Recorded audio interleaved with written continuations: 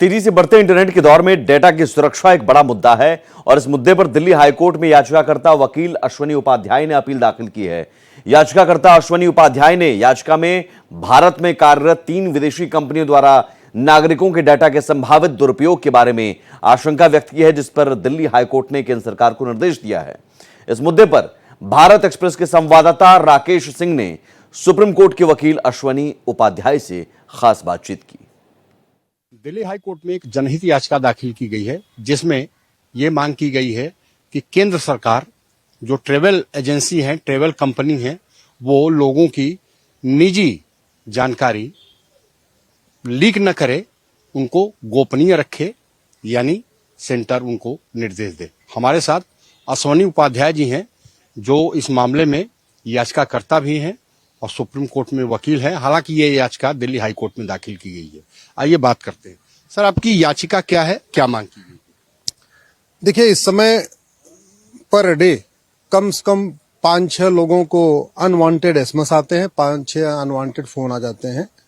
सुबह से लेकर शाम तक आपको अननेसेसरी के फोन भी आते हैं, एसएमएस भी आते हैं। जब मैंने उस पर रिसर्च किया तो हमने ये पाया कि जो ये ट्रेवल कंपनियां हैं, जो एयर टिकट बुक करती हैं, रेल टिकट बुक करती हैं, ट्रेन टिकट बुक करती हैं, ये जो हम लोगों का डेटा लेती है ना, मोबाइल नंबर, ईमेल आईडी, ये अलग अलग कंपनियों को बेच देती है।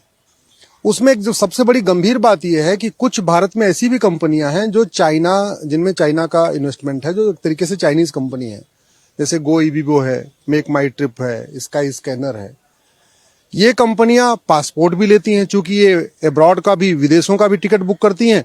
तो अगर आप भारत के अंदर का एयर टिकट बुक करते हैं तब तो आपको केवल मोबाइल नंबर देना है, ईमेल आईडी देना है, आधार नंबर देना है। लेकिन अगर आप विदेश का टिकट बुक करते हैं तो पासपोर्ट का डिटेल भी देना होता है। तो मैंने ये मांग किया था कि पहली बात तो जितने भी ट्रेवल कंपनियां हैं, खास तौर पे जो विदेशी ट्रेवल कंपनियां हैं, गो इबीबो, मेक माई ट्रिप, स्काई स्कैनर जैसी, इनके लिए स्ट्रिक्ट नियम बनाया जाए कि ये किसी भी कीमत पे दूसरों को अपना डेटा शेयर नहीं करेंगी। तो अब जो अश्वनी उपाध्याय जी हैं, जो याचिकाकर्ता भी हैं और वकील भी हैं, दिल्ली हाई कोर्ट ने उनको लिबर्टी दी है कि वो अपने मामले को लेकर के मिनिस्ट्री जाए, सेंट्रल गवर्नमेंट के पास जाए। इसके बाद अगर वहां से उनको कोई राहत नहीं मिलती है तो एक बार फिर दिल्ली हाई कोर्ट के दरवाजे उनके लिए खुले हुए हैं। राकेश सिंह, भारत एक्सप्रेस, दिल्ली।